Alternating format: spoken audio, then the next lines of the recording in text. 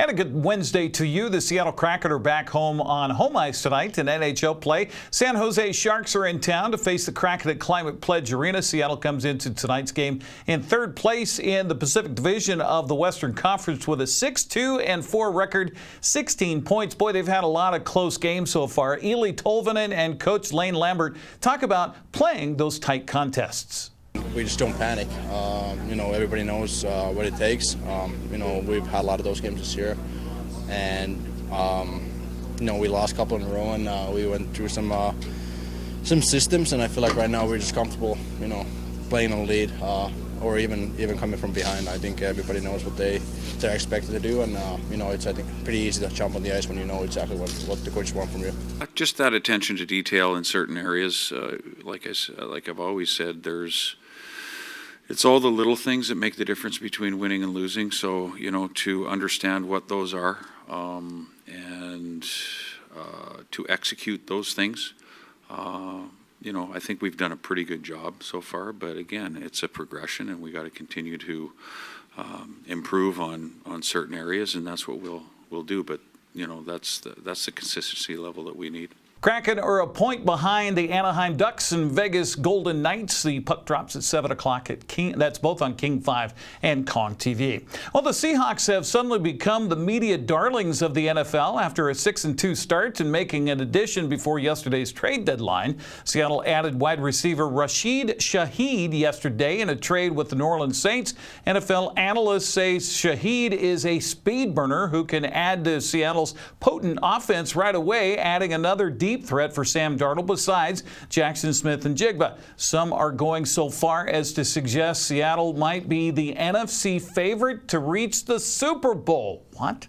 We'll hear from Coach Mike McDonald about that trade later on tomorrow as he steps to the microphone today. Seattle preparing to host the Arizona Cardinals Sunday. That's at Lumen Field at 1:05 on CBS. College basketball season already underway. A couple of games on the slate for tonight for Northwest teams. Women's play, Washington State is on the road at UNLV. That's at 6:30. Eastern Washington's men's team is on the road at Loyola Marymount in West Coast Conference play. That starts at 7:30 and available on ESPN+.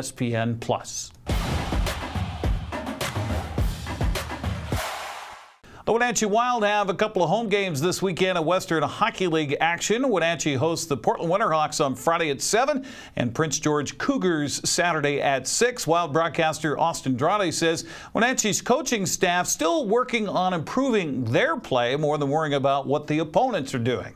Big focus for our coaches right now is continuing to make that progress in practice with our guys. We've got about 17, 18 guys who had not played in the Western Hockey League more than a few games at the start of the season. So we've got a lot of learning that these guys are doing. The progress has been great over the first 6 weeks of the season, but there's still a lot of learning to do on our side, and I think that's a major focus of the coaches right now. I think they're able to push up the scouting and the game planning a little bit on the other side, but there's still a lot of learning our group is doing, and they're going to get a lot of chances to do it here in November with 12 games in a month. Draude says both games this weekend provide the Wild and their fans a chance to show their appreciation to all branches of the military. Yeah, so the big one for Friday night is going to be the special jerseys. We'll auction those off after the game on Saturday, but we always wear those for the full weekend. So kind of a black pattern with blue numbers, a little bit of maybe a digital camouflage look. I'm not going to give a whole lot away, but it's going to be a neat look. It's going to be a very distinct look this weekend. Friday is going to be your first opportunity to see the guys out there before we start putting bids in to get those jerseys out the door on Saturday. We get close to, if not completely, fill the building on Saturday night. Friday night's usually a fairly good crowd as well, but Saturday we're hoping to have the place packed again for not only the military appreciation jersey auction, but we'll also do the hat giveaway for the first 1,000 fans. CMI Orchards is taking care of our promotion that night, so we've got a lot of tickets out the door. A lot of them are going to veterans in the Wenatchee Valley that want to come out and see a game, maybe spend an evening out with their families. And yeah, kudos to David for getting 1,000 tickets sold. We were really close to getting them off the balcony after 3 days, but I know there are some folks that like to see him dangle just a little bit, and we got him off the balcony in 3.5. But a major thing that I want to mention, not only for the 1,000 tickets that he sold, but the tickets are still available. You can get them on the website under the tickets tab at WenatcheeWildHockey.com. So each of the Thomas A. Biddle Foundation and the Wenatchee Valley Veterans Hall got $2,000 from the tickets that David sold. We want to push that up even a little more and give them a little extra money. So if you buy the tickets online through that link, it's still active. That's where that extra money will go. Go WenatcheeWildHockey.com for tickets and more information. Cascade and Wahluke girls soccer teams extended their seasons with wins last night. The Kodiaks blasted Zilla 7-0 in the District 5-6 1A tournament. Wahluke and Royal were scoreless through regulation, scoreless through overtime, so they went to a penalty kick shootout. Warriors came out on top 4-3 in that to win the game 1-0. Moses Lake and Eisenhower played themselves into the District 5 4A tournament with wins last night. Mavericks shut out West Valley 3-0 to advance, while the Cadets topped Sunnyside 2-0. Well, the District 5 1B 2B tournament moves to the Apple Bowl in Wenatchee tonight. Okanagan plays Cle Elum at 6 o'clock.